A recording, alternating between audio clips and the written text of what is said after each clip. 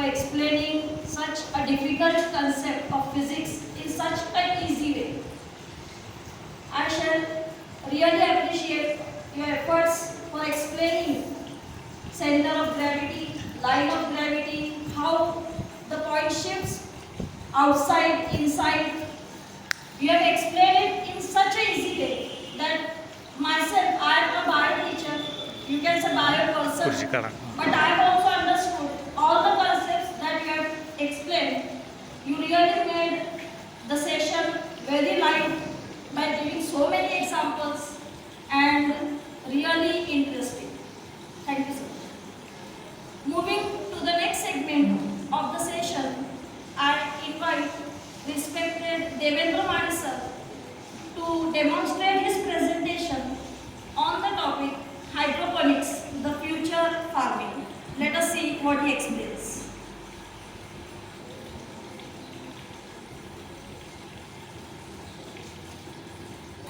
Good afternoon everyone. आजच्या कार्यक्रमात उपस्थित स्टेम फोरमच्या प्रथम सदस्य आदरणीय साई साहेब, प्रशालेचे मुख्याध्यापक आदरणीय पी.एस. गुजराती सर, त्याचबरोबर उपमुख्याध्यापिका माधुरी पाटील मॅडम, तसेच सन्माननीय पदाधिकारी, स्टेम फोरमचे सर्व सदस्य, तसेच पीएडचे प्रशिक्षणार्थी व विज्ञान स्नेही माझे विद्यार्थी मित्रांनो, आज मी तुमच्यासमोर शेतीमध्ये होत असलेल्या प्रगतीचा आढावा घेण्यासाठी समोर आलो. ज्या प्रकारे माणसाची जीवनशैली बदलली, त्याचबरोबर अन्न प्रक्रिया आणि अन्न उत्पादनामध्ये मूलभूत असे बदल होतात. त्याच्यातलं सर्वात महत्त्वाचं नाव म्हणजे हायड्रोपोनिक्स. कारण जगामध्ये वेगाने लोकसंख्या वाढते. या वाढत्या लोकसंख्येची खूपही वाढलेली आहे. त्याच्यामुळे तिच्याशी काउंटर करण्यासाठी आज अत्याधुनिक अशा शेती उपकरणांची, त्याचबरोबर नवीन शेती पद्धतींची जगाला गरज आहे. जर आपण आज मुंबई, दिल्ली, बँगलोर या मेट्रो सिटीजचा विचार केला तर आपल्याला लक्षात येईल की यांची लोकसंख्या झपाट्याने वाढलेली.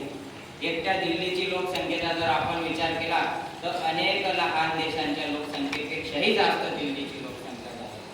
त्या ठिकाणी लोकांना शुद्ध पाणी आणि हवा मिळणं सुद्धा कठीण झालंय, तर शुद्ध भाजीपाला किंवा अन्न मिळणं दूरच दूर. या गोष्टीवर उपाय म्हणजे हायड्रोपोनिक्स. कारण मी याला फ्युचर फार्मिंग का म्हणते, कारण भविष्यामध्ये आता फर्टाईल लँड कमी होत चाललेले, अर्बनायझेशन वाढती लोकसंख्या आणि त्या लोकसंख्येला लागणाऱ्या सुविधा, पायाभूत सुविधांसाठी मोठ्या प्रमाणावर शासनाकडून जी फर्टाईल ॲग्रिकल्चर लँड आहे तिचं ॲक्वायरेशन होते. परंतु इकडे लोकसंख्या वाढते, शेतजमीन कमी होते. हा यांच्यामध्ये बॅलन्स राखण्यासाठी नवीन ॲग्रिकल्चरल टेक्निकची आपल्याला गरज आहे. त्याच्यात उपाय म्हणजे हायड्रोपोनिक्स. कारण अगदी कमीत कमी जागेमध्ये हायड्रोपोनिक्स प्लांट हे सेटअप केले जाऊ शकतात. त्याचबरोबर कमीत कमी खर्चामध्ये हा सेटअप होऊ शकतो. त्याचबरोबर याला कोणत्याही प्रकारचे विशेष अशा ॲटमॉस्फेरिक कंडिशन, वेदर कंडिशनची आवश्यकता नाही. सर्वात महत्त्वाचे म्हणजे याच्यामध्ये कोणत्याही प्रकारे पेस्टिसाइड, इन्सेक्टिसाइड यांचा वापर केला जात नाही. कारण पूर्ण प्लांट हे टोटल कंट्रोल एन्व्हायरमेंटमध्ये ग्रो केलं जात असतं. त्याच्यामुळे याच्यात पेस्टिसाइड वगैरे वापरण्याचा प्रश्न निर्माण होत. मग हायड्रोपोनिक्स आहे तरी काय? हायड्रो म्हणजे काय? पाणी. पाण्याच्या मदतीने ज्यावेळेस आपण प्लांटला ग्रो करत असतो त्याला आपण हायड्रोपोनिक्स असं म्हणतो. त्याचबरोबर याला दुसरा एक वैकल्पिक नाव आपण देऊ शकतो, सॉइल लेस फार्मिंग. आपल्याला ऐकायला थोडं वेगळं वाटू शकतं की बिना मातीची शेती कसं काय होऊ शकते, परंतु होऊ शकते. आणि हे मानवाला आता लक्षात आलं. परंतु जर आपण निसर्गाकडे डोळे उडून पाहिलं तर आपल्याला लक्षात येईल की निसर्गाने आपल्याही आधी मातीविना शेती किंवा मातीविना प्लांट्सला ग्रो केलेलं आहे. त्याचं सरळ आणि साधं उदाहरण जर द्यायचं म्हटलं तर आपण एखादा तलाव पाहिला असेल, त्या तलावामध्ये वरच्या वर वेगवेगळ्या प्लांट फ्लोट होत असतात. ॲक्वॉर्निया असेल, पिस्टिलिया असेल, वाटर कॅबेज असतील. त्या ठिकाणी कोणती माती असते? फक्त पाण्याच्या मदतीने ते काय होत असतात? ग्रो होत असतात. त्याच्यानंतर आपण जुन्या इमारती पाहिल्या असतील, त्यांच्या भेगांमध्ये सुद्धा आपल्याला वडाचं पिंपळाचं झाड दिसतं. तिथेही मातीच्या अजिबात लवलेश नव्हतं, तरी सुद्धा ते प्लांट काय होत असतं, ग्रो होत असतं. काही ठिकाणी आपण खडकाळ टेकड्या पाहिल्या असतील, अगदी दगड, कुठल्याही प्रकारची माती नाही, काही नाही, त्या पाषाणाला भेटून सुद्धा प्लांट काय होत असतात, ग्रो होत असतात, कुठल्याही प्रकारच्या माती विना.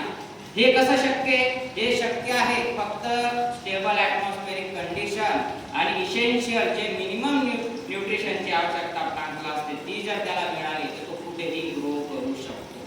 या संबंधीचे प्रयोग नासाकडून आता स्पेस मध्ये सुद्धा केले जात आहेत. इंटरनॅशनल स्पेस स्टेशन मध्ये हायड्रोपोनिक्स असेल किंवा इतर टेक्निकच्या मदतीने कशा प्रकारे प्लांट्सला आपण ग्रो करू शकतो आणि स्वतःचं अन्न स्वतः कशा प्रकारे निर्माण करू शकतो याच्यावर काम चालू आहे.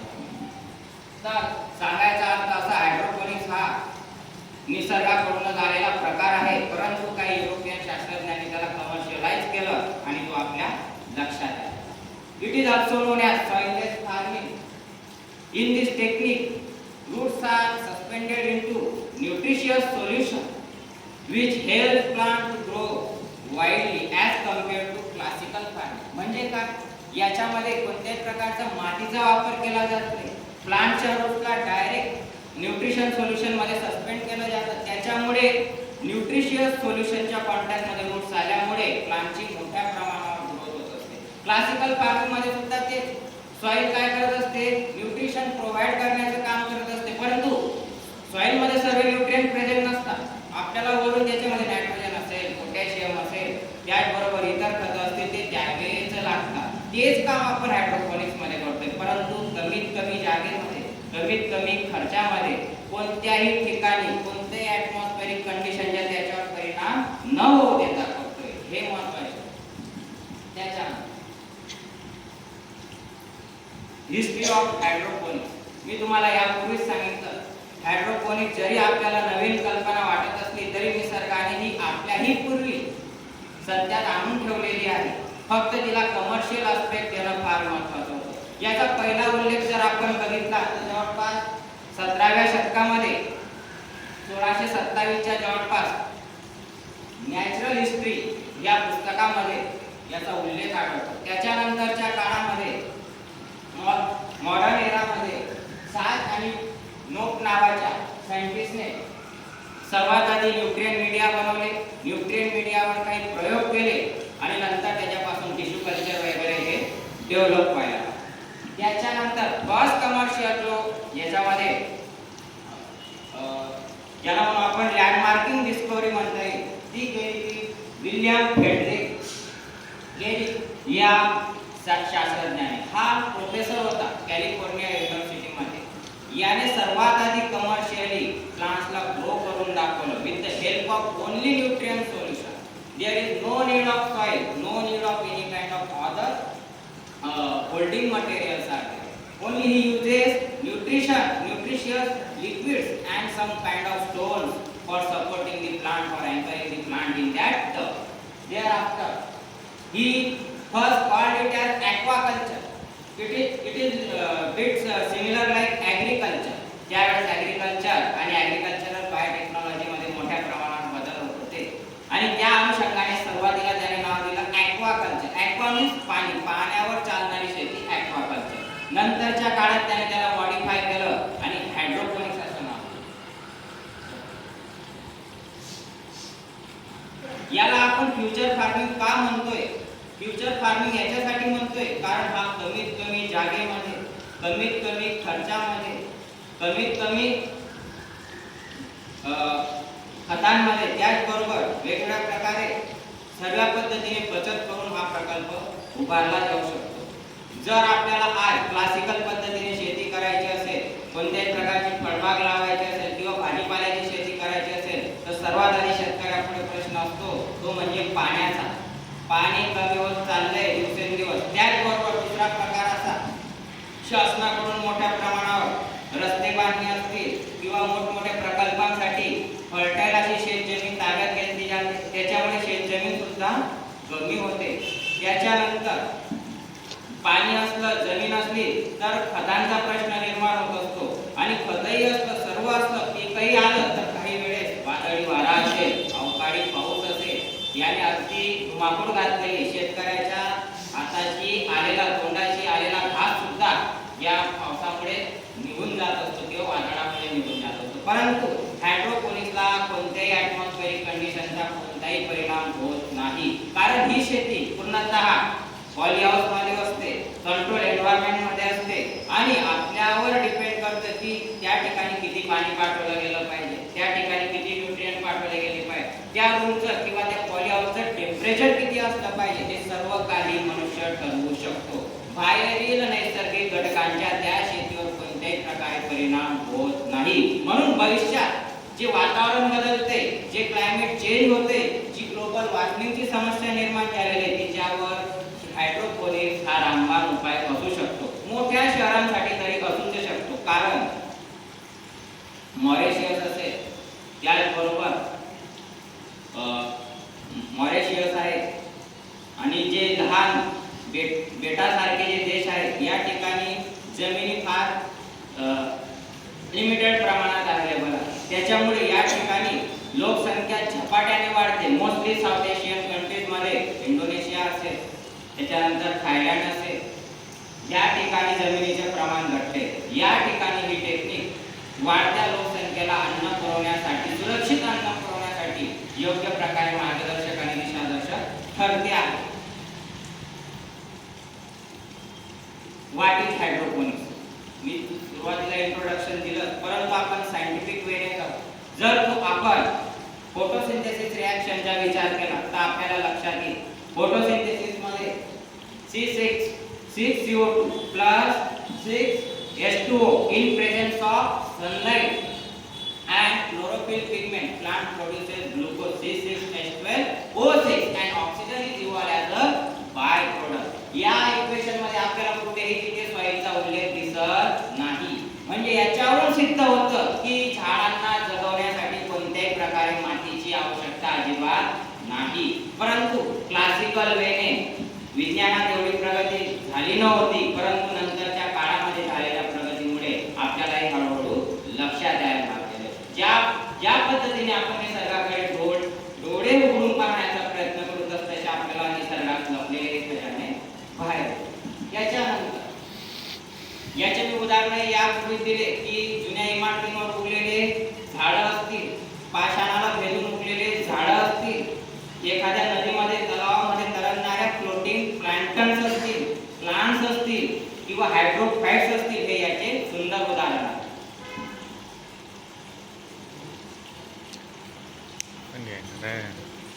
हायड्रोपोनिक्सचे प्रकार नसतात, परंतु हायड्रोपोनिक्स सिस्टीमचे प्रकार आहेत. त्याला हायड्रोपोनिक्सचे टाईप असे कन्सिडर केले जातात. याच्यामध्ये सर्वात महत्त्वाचा प्रकार आहे nutrient film technique. Nutrient film टेक्निकचे मॉडेल मी बनवलेले आहे. याच्यामध्ये वेगवेगळ्या प्रकारचे पाईप असतील किंवा एडिबल, ज्याला फूड ग्रेड प्लास्टिक आपण म्हणतो, त्या फूड ग्रेड प्लास्टिकच्या मदतीने वेगवेगळे पाईप इन्स्टॉल केलेले असतात आणि याच्यामध्ये कंटिन्युअस सर्क्युलेटरी न्यूट्रिएंट सोडलेले असतात, लिक्विड न्यूट्रिएंट सोडलेले असतात. ज्या पद्धतीने आपण क्लासिकल फार्मिंग मध्ये न्यूट्रिएंटचा सप्लाय देत असतो, त्याच पद्धतीने या फिल्म्स मध्ये पाण्याच्या मदतीने न्यूट्रिएंटचा सप्लाय दिलेला असतो आणि कंटिन्युअस पाणी त्या न्यूट्रिएंट मीडियाला घेऊन सर्क्युलेट होत असतं. आणि झाडाची मुळं जर आपण प्रत्यक्ष पाहिलं तर झाडाचे मुळं हे न्यूट्रिएंट सोल्युशन मध्ये without any type of media suspend झालेले असतात. या पद्धतीने हे न्यूट्रिएंट ॲब्सॉर्ब करत असतात. इथे कोणत्याही प्रकारे मातीचा उपयोग केलेला नाही, फक्त खडे लावलेले, ते फक्त कशासाठी, प्लांटला सपोर्ट करण्यासाठी, अँकर करून ठेवण्यासाठी. त्याला सर्व न्यूट्रिशन त्याच्या पाण्यामधून किंवा ह्या वॉटरमधून मिळतात.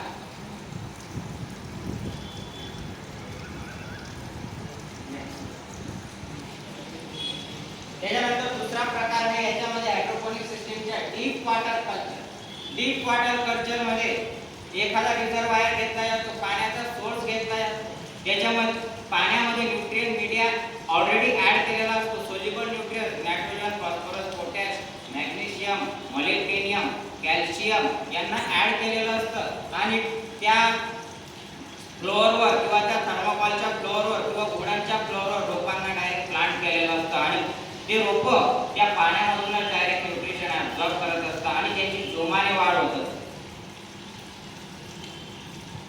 नंतर फ्लो टेक्निक किंवा flood drain technique. Flood drain technique ही एनएफटी सारखीच आहे, न्यूट्रिएंट फ्लोइंग टेक्निक सारखी, परंतु याच्यामध्ये विशिष्ट इंटरवलने न्यूट्रिएंटचा सप्लाय केला जातो आणि तो नंतर कट केला जातो आणि तेच ते पाणी किंवा तोच ते न्यूट्रिएंट पुन्हा पुन्हा सर्क्युलेट केलं जात असतं. याच्यामध्ये सर्वात महत्त्वाचा प्रकार असा, जी पाण्याची पातळी कमी होते ती आपण याच्यामुळे रोखू शकतो. नवीन पाण्याची आवश्यकता अजिबात नाही. एकदा तुम्ही पाणी घेतलं, त्याच्यामध्ये न्यूट्रिएंट्स ऍड केले, नंतर त्याच्यात पाण्याची गरज नाही. तेच ते पाणी पंपच्या मदतीने आपण पुन्हा पुन्हा रियूज आणि रिसायकल करू शकतो. म्हणजे पाण्याची समस्या, शेतीसाठी लागणारं मोठ्या प्रमाणावर पाणी हे वाचू शकतो. त्याच्यानंतर ड्रिप सिस्टीम आपल्याकडे परिचित झालेली आहे. ड्रिपच्या मदतीने आपण क्लासिकल फार्मिंग मध्ये केळी असेल किंवा इतर फळबागा असतील, यांच्यामध्ये ड्रिपच्या मदतीने आपण थेट झाडाच्या मुळापर्यंत न्यूट्रिएंटचा सप्लाय देत असतो. त्याच पद्धतीने ड्रिप सिस्टीम मध्ये इथे फक्त एवढा प्रकार असतो की सॉइल न वापरता कोकोपीटच्या मदतीने, मी एक डेमो करून आणलेला आहे. स्ट्रॉबेरीचं प्लांट मी फक्त 15 दिवसापूर्वी हे प्लांट ग्रो केलेलं आहे. नर्सरीतून प्लांट आणलं आणि कोणत्याही प्रकारची माती न वापरता फक्त कोकोपीटच्या मदतीने हे प्लांट ग्रो केलेलं आहे आणि त्याला फळधारणा सुद्धा झालेली आहे. नवीन फुलं सुद्धा त्याला कंटिन्युअसली येत आहे. याच्यामध्ये फक्त मी सोल्युबल NPK टाकलेले, त्याच्यापेक्षा दुसरं काहीच टाकलेलं नाही. मातीचा एक कणही याच्यामध्ये वापरलेला नाही. ही जर बॅग आपण मातीने भरलेली असती, ते क्लॉटिंगची समस्या झाली असती, त्याच्यानंतर फ्लोरोसिस झालं असतं, लीफ फॉल व्हायला लागतं, झाड पिवळं व्हायला लागतं, कारण जी क्लासिकल आपली सॉइल आहे ती वाटरला होल्ड करून ठेवते. हे पोरस आहे आणि याच्यामध्ये व्हाईट कलरचे क्रिस्टल ऍड केलेले, हे परलाइटचे क्रिस्टल आहे. हा एक टाईपचा ग्लास आहे जो पोरोसिटी वाढवतो या मीडियाची. आणि हे कोकोपीट आहे, नारळाच्या सालीपासून जो भुसा निघतो तो हा आहे. याच्याने जोमाने वाढ होत असते. त्याचबरोबर ही इझी टू मूव्ह आहे. हिचं वजन अगदी नगण्य आहे, कारण ही भुसा भरलेला आहे सर्व, परंतु प्लांटची ग्रोथ सॉइलपेक्षा याच्यामध्ये जास्त होते. प्लांटला फक्त न्यूट्रिएंट पाहिजे, त्याला माती पाहिजे. हा आपला जुना क्लासिकल कन्सेप्ट आपल्या डोक्यामध्ये, फक्त त्याला न्यूट्रिशनची आवश्यकता आहे. त्याच्यानंतर एरोपोनिक्स टेक्निक ही सध्या ट्रेंडिंग आहे. दिल्लीला याचबरोबर अनेक ठिकाणी एरोपोनिक्सचे डेमो दाखवण्यात आलेले. याच्यामध्ये हाय प्रेशर स्प्रिंकलरच्या मदतीने डायरेक्ट रूट्सवर न्यूट्रिएंटचा काय केला जातो, स्प्रे केला जातो, सप्लाय केला जात असतो थोड्या इंटरवलने आणि त्याखाली रूटची चांगली वाढ होत असते आणि वरती शूट डेव्हलपमेंट होत असते. या एरोपोनिक्स टेक्निकच्या मदतीने एक विशिष्ट प्रकारचे बटाट्याचं पीक घेण्यात आलेलं आहे आणि ज्यावेळेस शास्त्रज्ञांनी हा बटाटा ग्रो केला विदाउट सॉइल, मातीमध्ये न टाकता, तो आपल्या जैन बांधवांसाठी फारच उपयोगी ठरला. कारण ते जमिनीतील आत उगलेले कंदमुळं असतील, ज्याच्यामध्ये त्यांचं असं म्हणणं आहे आणि ते वास्तविकता आहे की त्याच्यात बॅक्टेरिया असतील, त्याच्यानंतर इतर मायक्रो ऑर्गॅनिझम असतात, त्यांना कोणत्याही प्रकारे इजा पोचू नये म्हणून ते कंदमुळं खात नाही. परंतु या ठिकाणी ते आता बटाट्याचा आस्वाद घेऊ शकता आपल्या हायड्रोपोनिक्स मुळे.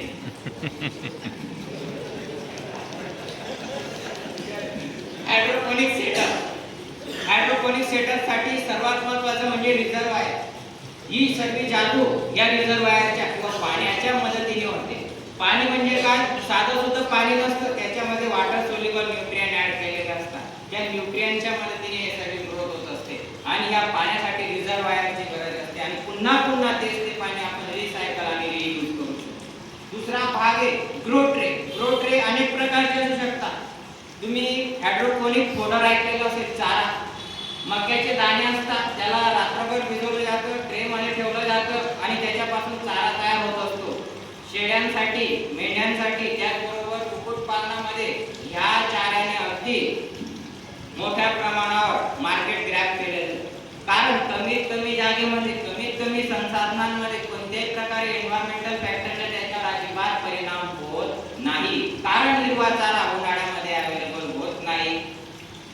त्याच्यामुळे पशूंचे आणि पशुपालकांचे सुद्धा हाल होत असतात. याच्यावर रामबाण उपाय आपण हायड्रोपोनिक फोडरच्या मदतीने काढलेला आहे. 12ही महिने हिरवा चारा पशुधनासाठी उपलब्ध करून देण्यात आलेला आहे. परिणामी त्याची लॅक्टिकेटिंग पॉवर किंवा ज्याला म्हणून आपण दूध देण्याची क्षमता वाढलेली.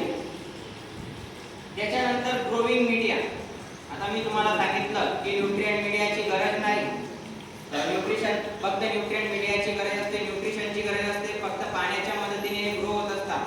परंतु काही वेळेस, आता मी स्ट्रॉबेरीचं उदाहरण दिलं, मीडिया सुद्धा रूट्सला हवा लागू नये याच्यासाठी मीडियाची गरज असते. कोकोपीटच्या मदतीने रूट्सला कव्हर केलेलं असतं. सॉइलचा अजिबात उपयोग केलेला नाही, फक्त न्यूट्रिएंट ऍड केलेले. कोकोपीट हे चांगल्या प्रकारे रूट डेव्हलपमेंटसाठी एक मीडिया म्हणून काम करू शकतं, सॉइलला अल्टरनेटिव्ह करू शकतं. नंतरचा प्रकार आहे पीट मॉस. पीट मॉस जे ब्रायोफाइट्स आहेत, मार्केन्शिया असेल, त्याच्यानंतर स्पॅग्नम असेल, फ्युनारिया असेल, यांच्या डेड अवशेषांपासून, या प्लांटच्या अवशेषांपासून पीट मॉस तयार केली जाते. पीट मॉस हा हायली पोरस आहे. पोरस तर आहे, त्याचबरोबर याची वॉटर होल्डिंग कॅपॅसिटी सुद्धा फारच जास्त आहे. त्याच्यामुळे झाडांची टवटवीत अशी वाढ होत असते. रूट डेव्हलपमेंट आणि शूट डेव्हलपमेंट दोन्ही भाग याच्यामध्ये कव्हर केले जातात. Clay pellet. क्ले पॅलेट आपल्याकडे अवेलेबल आहे.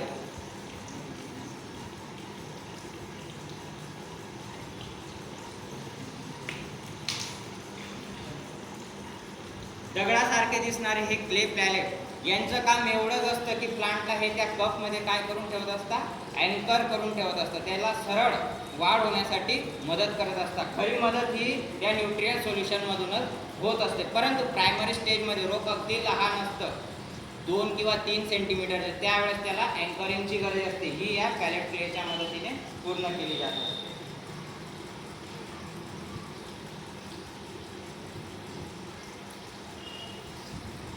हायड्रोपोनिक्सच्या याला आत्मा म्हणता येईल ते म्हणजे न्यूट्रिशन सोल्युशन. न्यूट्रिशन सोल्युशन शिवाय प्लांटला ॲडिक्वेट ग्रोथ, त्याचबरोबर व्हेजिटेटिव्ह ॲज वेल ॲज रिप्रोडक्टिव्ह ग्रोथ अडॅप्ट करता येऊ शकत नाही. आणि न्यूट्रिशन म्हणजे काय? जसं माणसाच्या न्यूट्रिशनसाठी योग्य प्रमाणात कार्बोहायड्रेट, प्रोटीन यांची गरज आहे, त्याचप्रमाणे प्लांटची बेसिक रिक्वायरमेंट आहे NPK, नायट्रोजन, फॉस्फरस, पोटॅशियम. त्याच्यानंतर जर तुम्हाला अजून त्याची वाढ करायची असेल, त्याच्यामध्ये रिप्रोडक्टिव्ह ग्रोथ घडवून आणायची असेल, म्हणजे फ्लावरिंग करायची असेल, फ्रुटिंग करायची असेल, तर त्याच्यामध्ये मायक्रोन्यूट्रिएंटचा सुद्धा अंतर्भाव करणं फार गरजेचं आहे. मायक्रोन्यूट्रिएंटमध्ये आयर्न असेल, मॅग्नीज असेल, मॅग्नेशियम असेल, मॉलिब्डेनियम आहे, झिंक आहे, बोरॉन आहे, क्लोरीन आहे आणि निकेल आहे. या कंपोनंटचा बॅलन्स सोल्युशन बनवून त्या मीडियामध्ये ऍड केलं जात असतं आणि प्लांटची मोठ्या प्रमाणात ग्रोथ, व्हेजिटेटिव्ह सुद्धा, रिप्रोडक्टिव्ह सुद्धा केली जात असते. त्याच्यानंतर पीएच कंट्रोल हा सर्वात महत्त्वाचा भाग आहे. प्लांटच्या ॲडिक्वेट ग्रोथसाठी किंवा रूटच्या ग्रोथसाठी सोल्युशन हे स्लाइटली ॲसिडिक असलं पाहिजे. जवळपास 5.8 ते 6 पर्यंत त्याच्या पीएच असणं अपेक्षित आहे. त्यावेळेस ते इझिली ग्रो करू शकतं. ज्या पद्धतीने आपण वेगवेगळ्या कृषी शास्त्रज्ञांच्या मदतीने किंवा कृषी विज्ञान केंद्राच्या मदतीने आपल्या शेतातील मातीचा पीएच चेक करून घेत असतो, तिला त्यांच्या मदतीने आपण स्लाइटली ॲसिडिक करण्याचा प्रयत्न करत असतो. ॲसिडिटी जास्त असेल तर चुनखडीच्या मदतीने तिला नॉर्मल करण्याचा प्रयत्न करत असतो. त्याच पद्धतीने कोणताही फरक न ठेवता आपण पीएच मेंटेन करत असतो. सर्व सेम आहे, परंतु आपल्याला असं वाटतं की हे सर्व इनऑर्गॅनिक आहे. तसं काहीच नसून जी प्रक्रिया जमिनीत होणार आहे ती आपण आपल्या घराच्या टेरेसवर करतोय. का करतोय? कारण भारत हा डेव्हलपिंग नेशन आहे. लोकसंख्या वाढते, शेत जमीन कमी होते, त्याच्यावर हा उपाय आहे. याच्यात बहुविध प्लांट आपण ग्रो करू शकतो. मोस्टली जे व्हेजिटेबल्स आहे, ऑलॅरिकल्चर मध्ये याचा लीड रोल आहे. त्याच्यानंतर हॉर्टिकल्चरल क्रॉप्स असतील, हे सुद्धा याच्या मदतीने आपण ग्रो करू शकतो. इव्हन आंबे सुद्धा आपण पॉली हाऊस मध्ये ग्रो करू शकतो. अगदी हाय डेन्सिटी प्लांटिंग जर आपण केली इस्रायल टेक्निकच्या मदतीने 4.5 फुटावर एक रो, 4.5 बाय 5 वर सुद्धा आपण सघन लागवड करू शकतो. एका एकरामध्ये क्लासिकल फार्मिंगच्या तुलनेत याच्यामध्ये प्रचंड तफावत आहे उत्पन्नाच्या. याचं जर आपल्याला लाईव्ह डेमॉन्स्ट्रेशन पाहिजे असेल तर आपण जैन इरिगेशनला भेट देऊ शकतो. त्या ठिकाणी अगदी घन अशी लागवड करण्यात आलेली आणि क्लासिकल फार्मिंगच्या तुलनेत अनेक पटींनी उत्पन्न वाढलेलं. जर आपण क्लासिकल फार्मिंगचा विचार केला तर आपल्याला लक्षात येईल पूर्वीचे लोक 20-20 फुटावर आंब्याचे झाड लावले, 20 फूट, 15 15 फुटावर, आता तशी गरज राहिलेली नाही. त्याची व्यवस्थित प्रूनिंग केली तर त्याच्यावर मोठ्या प्रमाणावर फ्लावरिंग होते आणि फ्लावरिंगला सुद्धा आपण फ्रुटिंग मध्ये कन्वर्ट करू शकतो जर त्याची योग्य प्रकारे निगा घेतली तर. आणि मँगो फार्मिंग मध्ये सर्वात कळीचा मुद्दा म्हणजे फुलं भरपूर लागतात, झाडाची वाढ भरपूर होते, परंतु फुलं सर्वेकडून जातात. लॉस ऑफ फ्लावरिंग हा सर्वात विशेष आणि महत्त्वाचा लक्ष वेधणारा मुद्दा आहे. थोडासाही वातावरणात फ्लक्च्युएशन झालं, सनलाईट कमी झाला, ज्याला आपल्याकडे आपण बदली म्हणतो, ढगाळ वातावरण झालं की त्याची फुलगळ झाली, हातात आलेला घास गेला. परंतु पॉली हाऊस मध्ये ग्रो केलेल्या आंब्याचं एकही फुल गळत नाही. जेवढे फुलं असतात तेवढ्या फुलांना आपण फळांमध्ये कन्वर्ट करू शकतो, कारण कंट्रोल एन्व्हायरमेंट, एक्सटर्नल एन्व्हायरमेंट त्याच्यावर आपण कोणत्याही प्रकारे परिणाम होऊ देत नाही. With the help of hydroponics technique याच्यामध्ये भरपूर असे प्लांट आहेत. स्ट्रॉबेरी आहे, कॉलीफ्लावर आहे, कोरिअँडर आहे, त्याच्यानंतर पोटॅटो, चिली, मेंथा, ब्रोकोली आणि लिस्ट फार मोठी. नव्या नव्या पद्धतीने आता प्लांट ग्रो केले जात आहे. याचे ॲडव्हान्टेजेस भरपूर आहेत. त्यापैकी एक सर्वात महत्त्वाचा ॲडव्हान्टेज वॉटर कन्झर्वेशन. याच्या मदतीने जवळपास 98% पाण्याची बचत होते, कारण तेच ते पाणी पुन्हा एनएफटी मध्ये काय होत असतं, सर्क्युलेट होत असतं. नवीन पाण्याची गरज नाही. एकदा ते न्यूट्रिशन रिच पाणी जर वापरलं गेलं त्यांना आपण सॉइल मध्ये काय करू शकतो किंवा विहिरीमध्ये डंप करू शकतो आणि पुन्हा पंपच्या मदतीने त्या पाण्याचा आपण रियूज करू शकतो. याच्यानंतर फास्टर ग्रोथ, हायर रेट. याच्यामध्ये सॉइल किंवा इतर मीडिया नसल्यामुळे रूटचा कॉन्टॅक्ट डायरेक्ट न्यूट्रिएंटशी येतो आणि न्यूट्रिएंटशी आल्यामुळे प्लांटची ग्रोथ रॅपिड होत असते. त्याचबरोबर कंट्रोल एन्व्हायरमेंटमुळे त्याची ग्रोथ मोठ्या प्रमाणावर होते. वाढ झाल्या कारणाने मोठ्या प्रमाणावर यील्ड सुद्धा येत असते. स्पेस इफिशियन्सी, याला जागेचं कोणत्याही प्रकारचं बंधन नाही. तुम्ही याला टेरेसवर ग्रो करू शकता, पडीत अशा जागेमध्ये ग्रो करू शकता. ज्या ठिकाणी डोंगराळ असा भाग आहे, खडकाळ भाग आहे, जिथे पाण्याची उपलब्धता कमी आहे, याचं सर्वात चांगलं उदाहरण इस्रायल आहे. इस्रायलमध्ये हायड्रोपोनिक्स टेक्निकच्या मदतीने समुद्रातील खारट पाण्याला प्युरिफाय केलेलं आहे, पिण्यायोग्य केलेलं आहे आणि त्याच त्या पाण्याच्या मदतीने तिथे वाळवंटामध्ये नंदनवन फुलवण्याचं काम इस्रायलने केलेलं आहे. फीवर, पेस्ट अँड डिसीज हा एक कळीचा मुद्दा आहे. आपल्याला लक्षात येईल की जो व्यक्ती कोणत्याही प्रकारे व्यसन करत नसेल, कोणत्याही प्रकारे त्याने तो व्यसनाधीन नसेल, तरी सुद्धा त्याला कॅन्सरचे ॲनालिसिस आजच्या काळात व्हायला लागले. याचं सर्वात महत्त्वाचं कारण, काही शाकाहारी लोकांना सुद्धा कॅन्सर व्हायला लागलाय. याचं सर्वात महत्त्वाचं कारण, बाजारात जो भाजीपाला येतो तो काही वेळेस शेतकऱ्याकडे पाणी नसेल तर सांडपाण्यावर सुद्धा ती शेती केली जात असते. नाल्याच्या काठावर जर जमिनी असतील, आपल्या रत्नावतीच्या काठावर सुद्धा जे मळे आहेत त्याच्यातून डायरेक्ट पाण्याची उचल केली जाते आणि जे पाण्यामध्ये हेवी मेटल्स असतात, आर्सेनिक असेल, लीड असेल, ह्या मेटल्स जसेच्या तसे रूटमध्ये ॲब्झॉर्ब केले जातात, रूटमधून यूज पर्यंत जातात आणि ते आपल्या पोटामध्ये जातात आणि त्या ठिकाणी त्यांची ऍक्टिव्हिटी. दुसरा प्रकार, जे इन्सेक्टिसाइड असतील, पेस्टिसाइड असतील, हर्बिसाइड असतील, यांच्यामध्ये मोठ्या प्रमाणावर कार्सिनोजेनिक कंपाऊंड प्रेझेंट असतात. हे कार्सिनोजेनिक कंपाऊंड आपल्या लीव्हजमध्ये, प्लांटच्या लीव्हजमध्ये जसेच्या तसे ग्रॅब राहून जातात, अडकून जातात आणि कंझ्युम केल्यावर पोटामध्ये किंवा जी पोटाची लायनिंग आहे, लायनिंग वाल आहे, तिला ते अफेक्ट करण्याचं काम करत असतं आणि कॅन्सरचा उद्भव होण्याची शक्यता असते. इयर राऊंड प्रोडक्शन हा सर्वात महत्त्वाचा आहे. कितीही कडाक्याचा उन्हाळा असू द्या, बाहेर कितीही वादळी वारा येऊ द्या, कसाही पाऊस पडू द्या, आपल्या हायड्रोपोनिक कल्टिव्हेशनवर याचा थेट मात्र परिणाम होत नाही. कारण ते पॉली हाऊसमध्ये कंट्रोल एन्व्हायरमेंटमध्ये असतं. तिथली ह्युमिडिटी आपण ठरवू शकतो, तिथला वाऱ्याचा वेग आपण ठरवू शकतो, त्याचबरोबर तिथे देण्यात येणारं न्यूट्रिशन सुद्धा आपणच ठरवू शकतो. त्याच्यामुळे याच्यामध्ये एक्सटर्नल एन्व्हायरमेंटचा कोणताही परिणाम होत नाही. कोणत्याही सीझनमध्ये कोणतेही क्रॉप तुम्ही घेऊ शकता. जर आपण विचार केला, पावसाळ्यामध्ये टोमॅटो महाग होऊन जातात, कारण ओपन क्लासिकल फार्मिंगमध्ये टोमॅटोचे रोपं टिकत नाही. हेवी वॉटरिंग झाली, वॉटर लॉक झालं, सॉइलने पाणी धरून ठेवलं, मोठ्या प्रमाणात अवकाळी पाऊस पडला, रोपं पिवळे पडतात, सडतात. त्याचबरोबर कांद्याचंही तसंच, तोही टिकत नाही. परंतु पॉली हाऊसमध्ये या कोणत्याही अडचणी येत नाही, कारण ते पूर्णतः पॅक असतो, बाहेरच्या वातावरणाचा त्याच्यावर परिणाम होत नाही आणि मोठ्या प्रमाणावर आपण टोमॅटोचं उत्पन्न घेऊ शकतो. हिमाचल प्रदेशात सोलन वगैरे या व्हॅली आहेत, त्याचबरोबर उत्तराखंड मधला जो एरिया आहे तिथूनच टोमॅटोचे कल्टिवेशन आणि नंतर त्याचा सप्लाय आपल्याकडे नाशिक असेल तिथून मोठ्या प्रमाणात टोमॅटोचा सप्लाय होत असतो. या सप्लाय चेन एकदा ब्रेक झाली की टोमॅटोचे भाव मोठ्याने वाढतात. 200 ते 300 रुपये किलोग्राम पर्यंत याचे भाव वाढू शकतात. यांना सुद्धा आपण कंट्रोल करू शकतो हायड्रोपोनिक आणि पॉली हाऊसच्या मदतीने. हे तर मी तुम्हाला यापूर्वी सांगितलंय की या ठिकाणी मीडिया म्हणून करायची अजिबात गरज नाही.